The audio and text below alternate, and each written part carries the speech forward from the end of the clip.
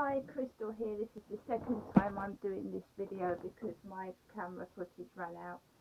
Anyway, this is the 22nd of August 2018. I'm not telling anybody where I am, and I'm not telling anybody what I'm doing today or where I'm going. I will do that after as the events unfold and happen.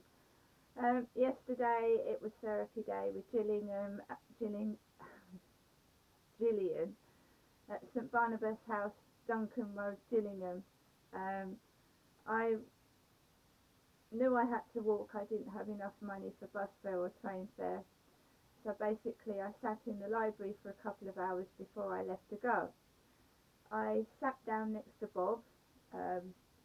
Bob is a gentleman that's been going in the Chatham Library for 10 years, as long as I have. In his green coat he's worn for 10 years, and his walking stick, and he plays Patience every day, mostly in the library when it's open. So I sat next to him for a bit. When I went into the library it was full, and when I sat down everybody left. Same as usual, take no notice of it. I know there's nothing wrong with me, and I don't care if there is, they can all play games. So Bob left about 5-10 minutes after I sat down, and this gentleman came in, and he sat next to me. So there was other computers available, but he sat next to me. Older gentleman, 50s, 55, 60ish, and he was talking on the phone about job seekers allowance and how he was disabled and had pain and he couldn't walk very far. About 15-20 minutes after this chap started sitting next to me and talking on his phone to a female, not unlike the females that talked to the men, including Mr. Arnold, who talked to his mum when I was in his flat. And the men that came in here, I was always talking to a female on the phone, including Herbert, or nearly always telling them what to do. So that reminded me of that, and I didn't like it much. 15-20 minutes, Beverly came in and said that she had a neurologist appointment. She'd had the results of her blood test.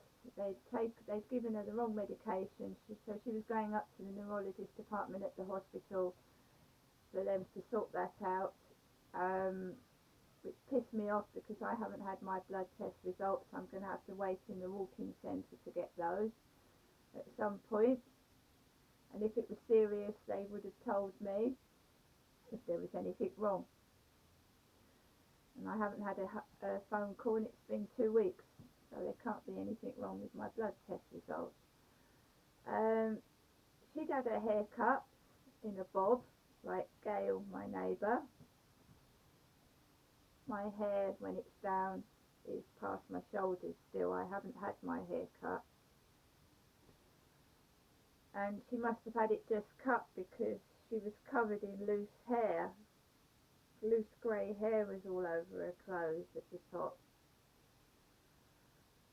So I politely talked to her. She sat over there. I stayed sat where I was. I looked at Kent Home Choice to bid on properties to get out of where I'm living. Gloucestershire Home Seekers, because my aim is to get out of where I'm living in the next year. I'm going to try my hardest, and I'm not going to tell anyone where I'm going, and it's my business. So she went her way, I went mine.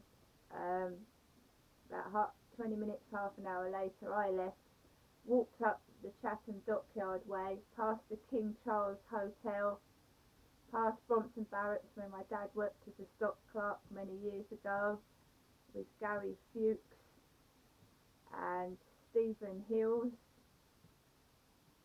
and Reg. I walked past there, up the high street, where there was a man withdrawing cash in what looked like one of my dad's old dirty jackets, with his dog sat by his side. I didn't withdraw cash because I didn't have any money on me apart from £3 coins. Last weekend, my mum said that she'd cut a pug dog off of a calendar and stuck it opposite where my father Derek was sat, so that Dad can look at the pug dog every day. She said she'd cut the pug dog off the calendar and stuck it opposite my dad on the wall by the French window. So there you are, my dad can look at me every day, the pug dog. The dog that was taken on holidays, he can have a good look at that when he sat down there. I didn't take offence to that, I thought it was funny. People need to look in the mirror themselves before they call other people names. So there was also a dog sat on the floor in the high street. As soon as I walked past it, he went ruff, ruff, ruff, ruff, ruff, ruff, ruff, the usual. Ignored it, walked past the railway station, past Gillingham Road where Chris had done those things to me, walked up Duncan Road, up to St Barnabas House, where opposite me was a Yodel van, white and green with Yodel, and a man in a phone box screen thing with his arse crack showing at me, bent over in the phone wire box. Went up to St Barnabas House and up the stairs. Gillian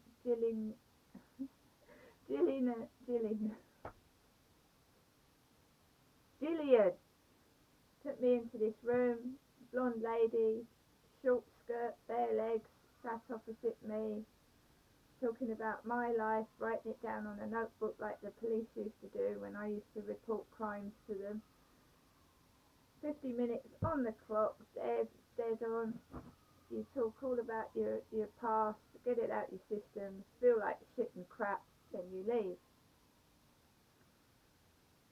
So I left, walked home the same way, went into a shop, bought 4 pints of milk, tin of cat food and a sandwich. Walked past the King Charles Hotel, and by the St Barnabas House is the Fleur de Lis pub, where Fleur de Lis is Prince Charles's feathers, if you know what I mean. So it's near somewhere that represents the Prince of Wales. So I walked past the King Charles Hotel, past the dockyard. I'd arranged to meet David at 6 o'clock because my appointment was at 4. I quickly went into the Gillingham Library, took The Shining book out by Stephen King,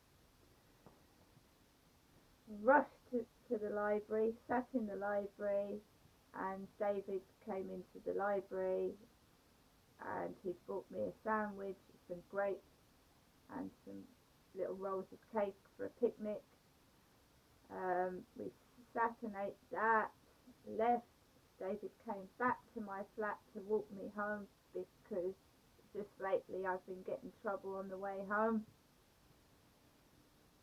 We walked past a hag van, H-A-G-U-E, with the word hag on it, which would have upset me if I had been on my own.